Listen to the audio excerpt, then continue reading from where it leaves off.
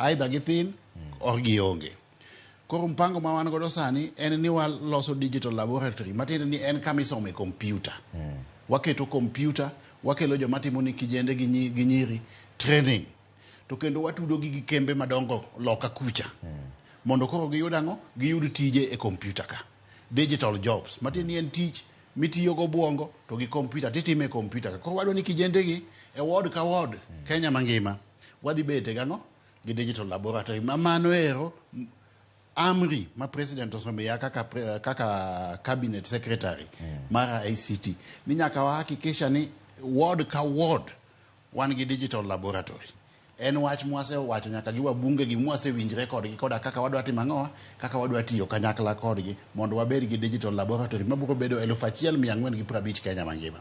Koro mpango waka en niya, e ward ka waketo digital laboratory, wakelo joma train to wa connect kijende gi tije loka kucha. Ng'ato ni e kor gweng' kato timo kanye otiyo kucha. Koro president dhi yawo digital laboratory game kendo dhi yawo digital laboratory kanye Rarieda. To nitiere joma seyo ni ok ochuno ni ene manyako dhi digital laboratory miwacho ni in e jatend migawo. We mondo pod anyisi mpango ma mano be kata in donge nyalo yawogi.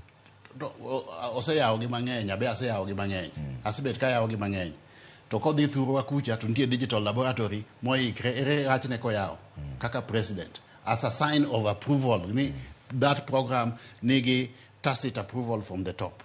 Mano bende ber nikech kiyudo ka nitie ndara minister mar roads donge nyalo yawo to ka president odhi yawo ere rachne. It is one and the same thing. Wan watiyo gi gimoro miluongo ni one government ang'o approach. Kaka kawuono sani an kabonyo ka fishing kucha ok an minister mar fishing.